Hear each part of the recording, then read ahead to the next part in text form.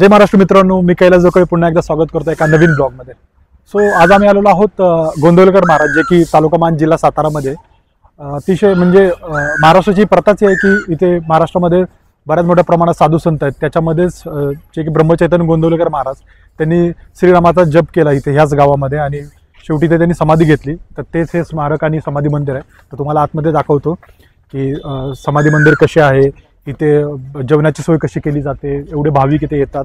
जर एकादशीला इथे भाविकांची गर्दी असते तर तुम्हाला दाखवण्याचा प्रयत्न करतो की मंदिर कसं आहे आणि बघूया मंदिरामध्ये आपल्याला शूट करून देतात का नाही। तर शूट भेटलं सगळं कराल तर तुम्हाला दाखवायचा प्रयत्न करतो। चला तर आपण पाहूया मंदिर।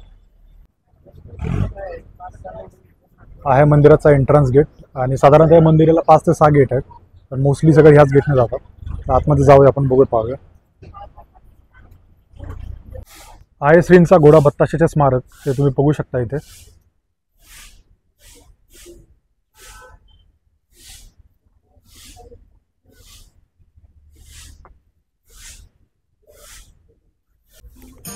मित्रांनो, हे आहे आपल्या ब्रह्मचैतन्य गोंदवलेकर महाराजांचं मंदिर।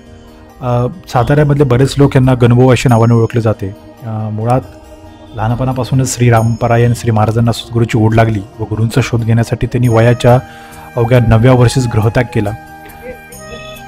मित्रांनो, महाराजांना ब्रह्मचैतन्य असं सांप्रदायिक नाव का ठेवले आणि कोणी ठेवले, तर श्री समर्थांच्या परंपरेतील रामकृष्णाच्या सांगण्यानुसार नाथपंथी गुरु परंपरेतील हेळगाव येथील तुकामाईकडे ते महाराज गेले। तुकामाई म्हणजे योग आणि भक्ती यांचा अपूर्व संगम होता आणि तुकामाईनेच त्यांचे ब्रह्मचैतन्य असं सांप्रदायिक नाव ठेवले।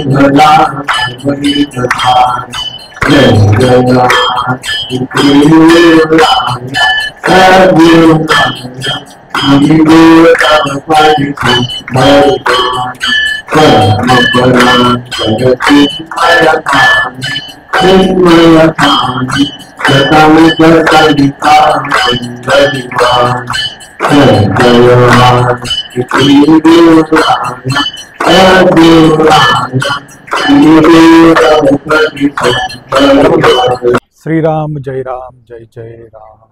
तर मित्रांनो, आता आरती झाल्यानंतर आम्ही प्रसादाकडे आता चालू आहोत।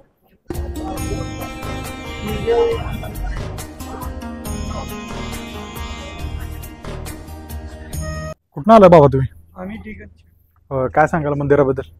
काय ना, चांगलं आहे, गुण येतोय। काय गुण येतोय? म्हणजे आपले 5 वार केले, बाहेरची बाधा होत। हा, बरं आहे, बरं आहे, बरं आहे। चांगलं। कुठलं गाव तुमचं? दिगंची। दिगंची, बरोबर बरोबर। समजा वारकरी आहेत, पंढरपुराची वारी, बर, सर्व मामाचे वारकरी। मामाचे?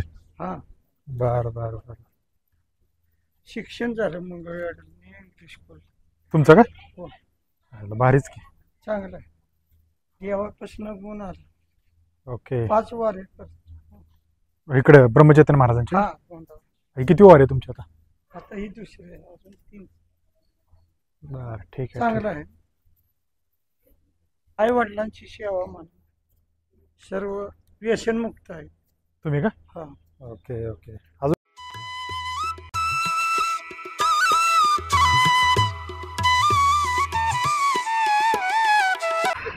स्वामींचा प्रसाद बघू शकता तुम्ही।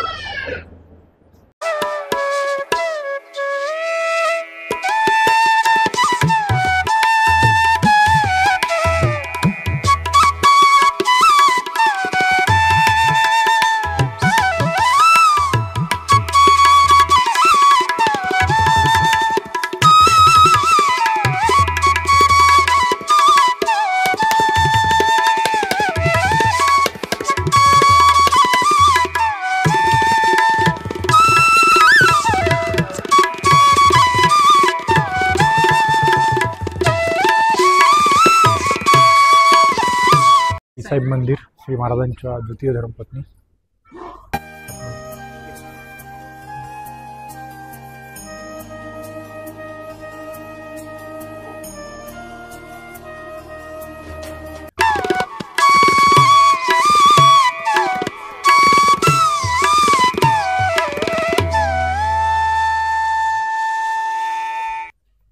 आता आपण आलेलो आहोत ब्रह्मानंद मंडप, जिथे की कीर्तन, प्रवचन सगळ्या गोष्टी इथे होतात. आणि असं म्हटलं जातं की ब्रह्मचैतन्य महाराज आणि रामदास स्वामी हे हनुमानाचा अवतार होतं. त्यामुळे इथे प्रतिकृती अशी क्रिएट केलेली आहे की एका साईडनं तुम्ही बघाल तर तुम्हाला फक्त हनुमानाचं चित्र दिसेल. आणि तुम्हाला अजून दाखवतो पुढे की जसं जसं तुम्ही त्या साईडून चित्र बघायला जाल, ह्या साईडून तुम्ही चित्र बघितलं तर तुम्हाला कळेल की हे रामदास स्वामी आहेत. ओके.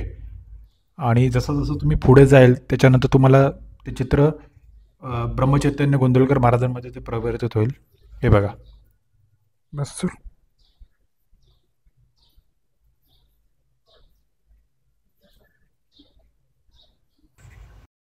ही आहे गोशाळा. इथे बऱ्याच मोठ्या प्रमाणात गायी वगैरे आहेत. आणि इथे तुम्ही बघू शकाल की प्रत्येक गायीच्या पाठीमागे एक नेमप्लेट दिलेली आहे, जसे कृष्णा, गोदावरी अशा सगळ्या प्रत्येक गायीचे नावं आहेत.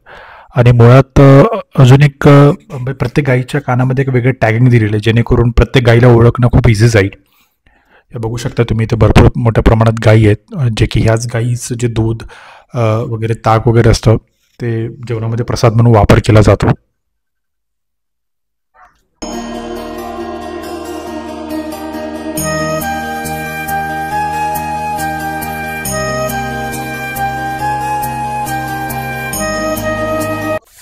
हे आहे प्रल्हाद भक्त निवास किंवा रामानंद प्रल्हाद भक्त निवास याला बोलले जाते. इथे जे लोक असे आहेत की जे बाहेरून लोक इथं स्टेसाठी येतात किंवा मंदिराचं दर्शन घेण्यासाठी येतात, तिथे मोस्टली सगळे इकडे राहण्याची सोय केली जाते. इकडे मे बी इकडे अगोदर बुकिंग केलं जातं. कदाचित तुम्ही डायरेक्टली आला तर तुम्हाला इकडे म्हणजे तुम्हाला बुकिंग घेता येईल आणि इकडे तुम्हाला मंदिर व्यवस्थित पाहता येईल, जे की 2-3 दिवस राहून तुम्ही पाहू शकता या गोष्टी सगळ्या. बऱ्याच मोठ्या प्रमाणात आहे. काकू जय श्रीराम. जय श्रीराम. सो तुम्ही काय सांगाल की मंदिर कसं आहे, कुठून आलात तुम्ही? मी कोल्हापूरहून आले.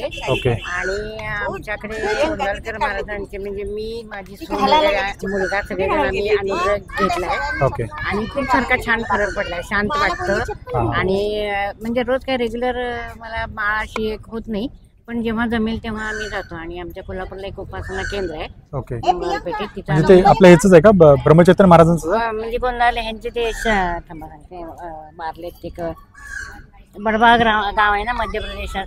ओके. हां. श्रीराम महाराज यांचेच ते शिष्य आहेत. ओके. हेच त्यांनी हे केलेलं आहे सगळं. आणि तुम्हाला कसं वाटतं की त्यानंतर एक थोडंसं नवीन उभारी चैतन्याला सारखं वाटतं? चैतन्य नवीन उभारी आल्यासारखं वाटतंय. पण जेव्हा अगदी हे होतं, खिन्न होतं, म्हणजे अपसेट होतं, त्यावेळेला जरा जप वगैरे केला की जरा बरं वाटतं मनाला. असं रेग्युलर छान. तुमचं नाव काय? माझं अनिता, सौ दत्तात्रय अनिता मंगळे. ओके. कोल्हापुरात असते. सो जय श्रीराम काका. जय श्रीराम. तुमचं नाव काय? सतीश टट्टू. सतीश टट्टू. कुठून आलात?